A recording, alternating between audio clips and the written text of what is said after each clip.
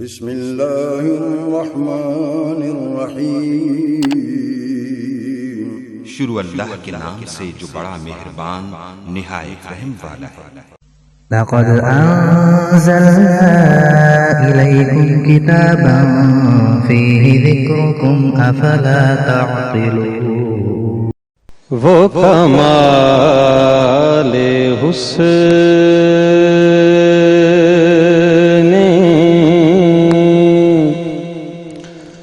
حضور ہے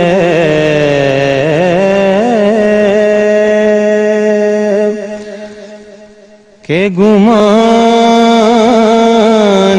نفس جہاں نہیں،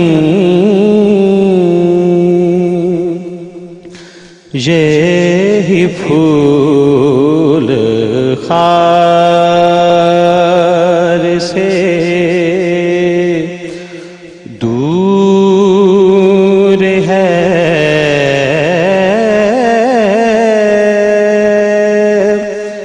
یہی شمع ہے کہ دھواں نہیں،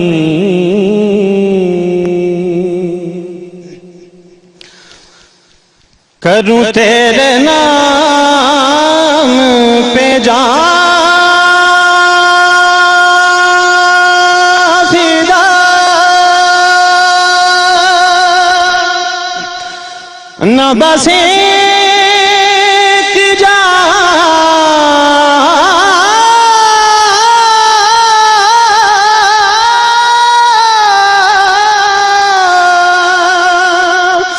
دو جہاں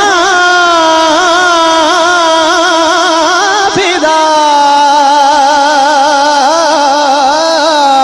کروں تیرے نام پہ جان فدا، نہ بس ایک جان، دو جہاں فدا، دو جہاں سے بھی نہیں جی بھرا، کروں کیا کروڑوں جہاں نہیں،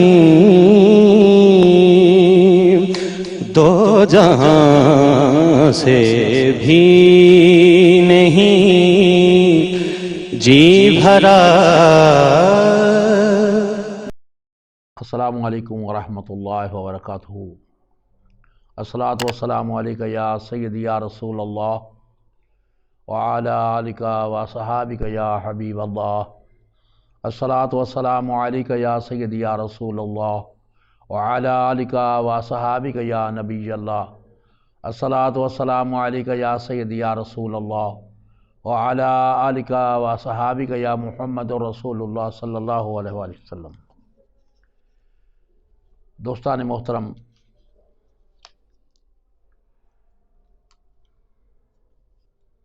تقریباً چوتھا بیان ہے پلسرات کی حقیقت کیا ہے۔ اللہ تبارک و تعالیٰ نے سورۃ مریم میں ارشاد فرمایا کہ وَإِن مِّنكُمْ إِلَّا وَارِدُهَا كَانَ عَلَىٰ رَبِّكَ حَتْمًا مَّقْضِيًّا ثُمَّ نُنَجِّي الَّذِينَ اتَّقَوْا وَنَذَرُ الظَّالِمِينَ فِيهَا جَثِيًّا۔ میرے مالک نے سورۃ مریم میں اس کے متعلق بات کی۔ ہم نے پچھلے بیان میں جو بات کی آخر تک، ہمارا بیان یہاں تک پہنچا کہ جو اچھے اعمال انسان کرتا ہے، جب پلسرات پر سے گزرے گا تو اللہ تبارک و تعالیٰ کے حکم سے وہ اعمال اس کی مدد فرمائیں گے۔ حضرت ابو سعید خدری رضی اللہ تعالیٰ عنہ پلسرات کے بارے میں روایت کرتے ہیں کہ مجھ تک یہ حدیث پاک پہنچی ہے، رسول اللہ صلی اللہ علیہ وسلم نے ارشاد فرمایا ان الجسر ادق من الشعرۃ واحدو من السیف، پلسرات بال سے باریک اور تلوار سے زیادہ تیز ہے۔ اب یہ اندازہ کیا جا سکتا ہے کہ جو تلوار سے زیادہ تیز ہو اور بال کے برابر چوڑائی والے پلسرات پر سے گزرنا کیسا ہوگا۔ یہ بات سوچنے کے قابل ہے، غور طلب ہے کہ ہم میں سے کتنے لوگ ہیں جنہوں نے اس پلسرات سے گزرنے کا سامان پیدا کیا۔ ہمیں تو دنیا کے مال و متاع نے مغرور اور اندھا کر رکھا ہے، کوئی خدا کا خوف نہیں ہے۔ حالانکہ جب انسان جرم کرتا ہے وہ یہ بھول جاتا ہے کہ خدا بھی ہے۔ اس کی ایک مثال میں دیتا ہوں کہ ایک آدمی تھا، اس کا بیٹا چوری کرتا تھا۔ اس شخص نے اس کو بڑا سمجھایا کہ بیٹا چوری نہ کریں آپ، اللہ ناراض ہوتا ہے۔ اس شخص نے اپنے بیٹے کو انتہا تک سمجھا دیا، وہ نہ مانا، آخر اس نے سختی کی، مارا اور اس کو بند کر دیا۔ بیٹے نے چوری بند کر دی کیونکہ سختی زیادہ ہو گئی، اس کو خوف پیدا ہو گیا والد کا۔ 5-6 ماہ کے بعد اس کا والد کہیں دوسرے شہر گیا کام کے لیے۔ اب اس کا خوف ختم ہو گیا، اس نے چوری شروع کر دی۔ اس کا مقصد یہ ہے بات کرنے کا کہ جب تک اس کو خوف موجود تھا، اس کو یہ یقین کامل تھا کہ میرا باپ مجھے مارے گا، اس نے چوری نہیں کی۔ اسی طرح جب ہم چوری کرتے ہیں، جھوٹ بولتے ہیں، کوئی غلط کام کرتے ہیں، اگر ہمیں یہ یاد ہو کہ خدا ہمیں دیکھ رہا ہے، ہم وہ کام کبھی بھی نہیں کریں گے۔ لہذا جب ہم غلط کام کرتے ہیں تو ہم خدا کو بھول جاتے ہیں کہ خدا بھی ہمیں دیکھ رہا ہے۔ تو میرے دوستو، اللہ تبارک و تعالیٰ کو ہمیشہ یاد رکھو کہ وہ مالک ہے، خالق ہے، پیدا کرنے والا ہے۔ وہ ہماری اس سانس کو جانتا ہے، جس سانس میں ہم سوچ رہے ہیں جو آنے والی ہے، وہ اس کو بھی جانتا ہے۔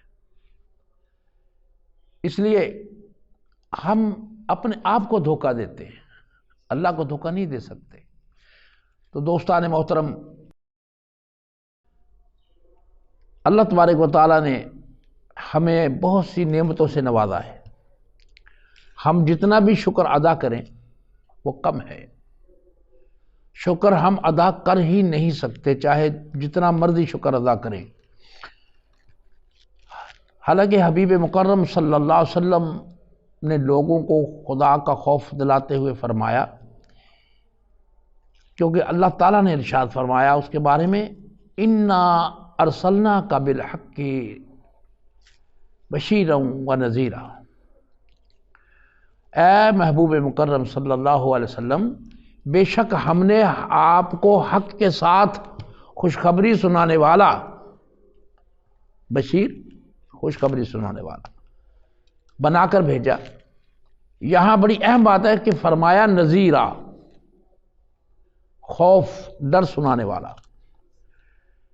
آج ہم دیکھتے ہیں کہ خوف خدا ہی نہیں رہا، لوگوں میں انسانیت ختم ہو گئی، رشتہ داروں، دوستوں، بھائیوں، عزیز و اقارب سے تعلقات، معاملات میں نفس نفسی ہے۔ خدا اور اس کے حبیب صلی اللہ علیہ وسلم کے فرامین کی کوئی پرواہ نہیں ہے۔ جیسا کہ میں نے پہلے عرض کیا کہ اگر خدا یاد ہو، اگر میرا کوئی دوست، میرا بھائی، میرا رشتہ دار بھوکا بیٹھا ہے تو مجھے چاہیے کہ میں اس کو کھانا کھلاؤں، کمی نہیں آتی، اللہ تعالیٰ ضرور دیتا ہے۔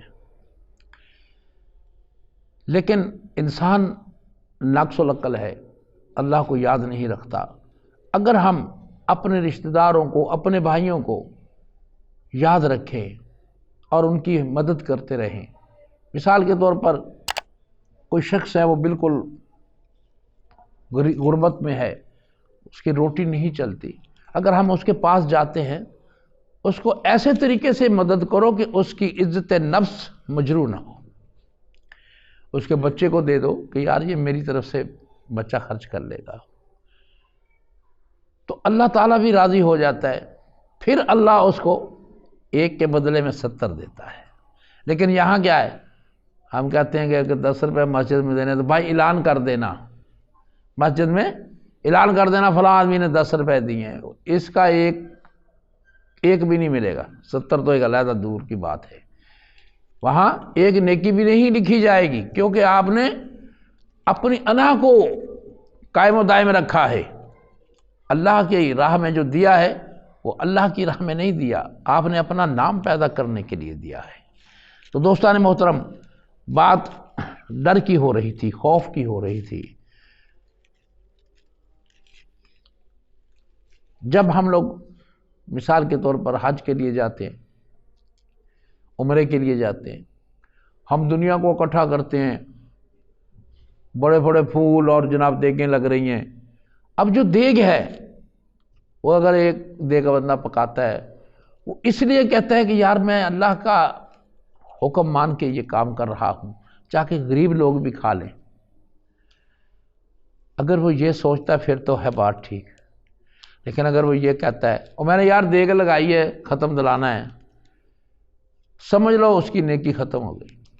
کیوں کہ اس نے لوگوں کو بتانا شروع کر دیا کہ میں نے دیگ لگائی ہے۔ اور بھائی تو نے کہاں سے لگائی ہے؟ تو کہاں سے پیسے لے کے آیا ہے؟ اگر میرا رب چاہے تو اس کے پاس ایک پیسہ بھی نہیں رہ سکتا۔ رب تعالیٰ توفیق دیتا ہے، لیکن آگے آپ کا عمل ہے کہ آپ نے کس طرح اس کو خرچ کرنا ہے، کس طریقے سے آپ نے نیکی کرنی ہے۔ نیکی اللہ تعالیٰ نے آپ کے اوپر چھوڑ دی ہے، آپ نے ایک راستہ متعین کرنا ہے کہ ایسا راستہ انتخاب کرنا ہے جس میں اللہ اور اللہ کا محبوب راضی ہو جائے۔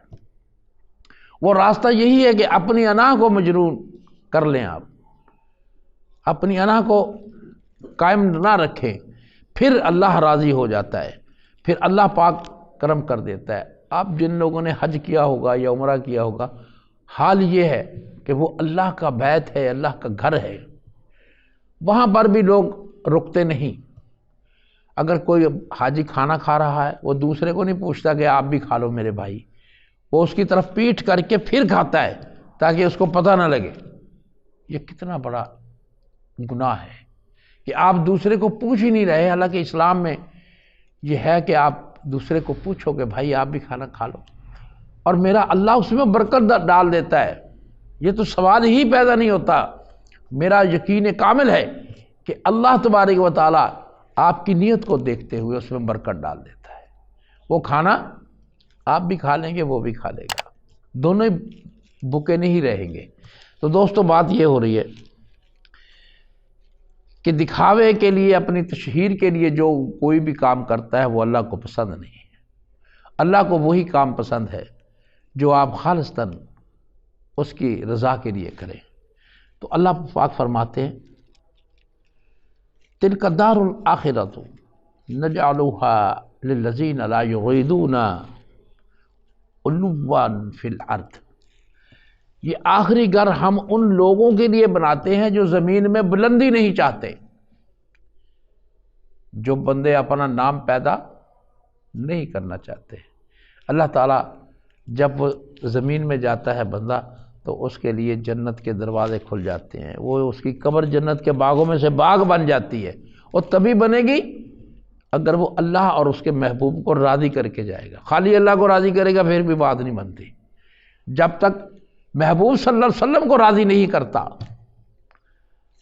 بات ہی نہیں بننی ہے، کیونکہ اللہ کو راضی کرنے والے تو عیسائی بھی بڑے، یہودی بھی ہیں، ہندو بھی کہتے ہیں، لہذا خالی اللہ کو راضی کرنے سے بات نہیں بنتی۔ جب تک آپ محبوب صلی اللہ علیہ وسلم کو راضی نہیں کریں گے تو وہ راضی کیسے ہوتے ہیں؟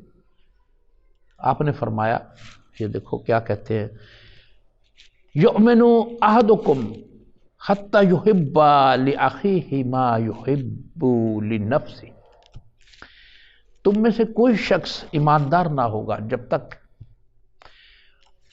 اپنے بھائی کے لیے وہ نہ چاہے جو وہ اپنے نفس کے لیے چاہتا ہے۔ یہ میرے آقا صلی اللہ علیہ وسلم نے ارشاد فرمایا۔ اس کا مطلب یہ ہے کہ اگر میں اچھا لباس پہننا چاہتا ہوں تو میں دیکھوں کہ یار میرے بھائی کے پاس پھٹے ہوئے کپڑے ہیں، تو مجھے چاہیے کہ میں اپنے جیسے کپڑے اس کو بھی بنا کے دوں۔ اگر میں اچھا کھانا کھا رہا ہوں، وہ نہیں ہے اس کے پاس، تو میں اس جیسا ہی کھانا دوں۔ لیکن آج کل کیا ہوتا ہے، وہ کہتا ہے یار مانگنے والا آیا ہے، کوئی بچی ہوئی روٹی ہے تو وہ دے دینا، بچا ہوا کھانا ہے وہ دے دینا، یا دال کل کی پڑی ہوگی وہ دے دینا۔ ایسا نہیں، اللہ تعالیٰ کو پسند نہیں ہے۔ اگر آپ نے دینا ہے تو اچھا دو، کیونکہ وہ اللہ کی راہ میں دے رہے ہیں۔ آپ کو اللہ نے ایک نیکی کے بدلے 70 نیکیاں دینی ہیں۔ وہ اس طرح نہیں ملے گی کہ آپ بچا کھچا کھانا اس کو دے دو یا پھٹا ہوا کپڑا دے دو۔ لہذا آپ یہ سوچو کہ یار جیسے میں کھا رہا ہوں ویسا ہی اس کو کھلا دوں۔ شاعر نے ایک نے اس کے متعلق بات کی ہے کہ کرو مہربانی تم اہل زمیں پر، کرو مہربانی تم اہل زمیں پر، خدا مہرباں ہوگا عرش بری پر۔ تو جو لوگ اللہ تبارک و تعالیٰ کو یاد کر کے کام کرتے ہیں، پھر یہ شعر بھی سمجھ لو کہ صحیح ہے، پھر یہ لگ جاتا ہے اس بندے پہ، اور اللہ اس کے اوپر رحم و کرم کرتا ہے، فضل کرتا ہے۔ ابن اصلاح فرماتے ہیں کہ بعض اوقات یہ چیز مشکل اور ناممکن معلوم ہوتی ہے، حالانکہ اگر بندہ اس بات کو محبوب رکھے کہ یہ نعمت جس طرح مجھے ملی ہے، میری نعمت میں کمی کے بغیر میرے بھائی کو بھی ہے میرے مولا یہ نعمت عطا فرما، جس طرح اللہ تعالیٰ نے مجھ پر فضل کیا ہے میرے بھائی پر بھی فضل کر دے یا اللہ۔ تو یہ چیز کو مشکل نہیں، مگر یہ مقام انہی لوگوں کو حاصل ہوتا ہے جو قلب سلیم رکھتے ہیں، دھوکے، حسد اور کینے سے بھرے ہوئے نہیں ہوتے۔ اللہ تعالیٰ ہمیں اور ہمارے بھائیوں کو عافیت میں رکھے۔ یہ یاد رکھے کہ یہ زندگی اصل نہیں ہے جسے ہم گزار رہے ہیں، یہ بلکہ حقیقی زندگی تو مرنے کے بعد شروع ہوتی ہے۔ اصل زندگی مرنے کے بعد شروع ہوتی ہے۔ افسوس ہم اس زندگی کے لیے، یہ جو عارضی طور پر زندگی ہے، ہائے ہائے ہائے، اس میں اتنے کھو گئے ہیں کہ ہم اصل زندگی کو بھول گئے ہیں۔ موت کے بعد جب برزخ کی زندگی آئے گی تب یہ پتہ چلے گا کہ جس زندگی کی خاطر نہ جانے ہم نے کیا کیا پاپڑ بیلے، کیا کیا گناہ کیے، جھوٹ بولے، وہ زندگی تو ایک دن کی شام کا ایک لمحہ تھی۔ اصل دن تو اب طلوع ہوا ہے۔ وہ جو دن ہے 50,000 سال کا ایک دن ہوگا، قیامت کے دن کا ظہور ہوگا۔ اس دن خیال آئے گا کہ یہ دنیاوی زندگی جس نے ہمیں برباد کر رکھا ہے، جسے ہم سب کچھ سمجھ کر اس میں فنا ہو گئے ہیں، یہ زندگی نہیں بلکہ یہ تو محض ایک دھوکہ تھا، سراب تھا، یہ تو 2 گھڑی کا کھیل تماشا تھا۔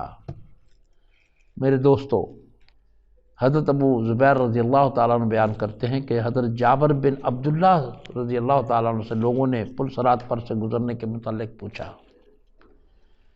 کہ اس وقت لوگوں کا کیا حال ہوگا۔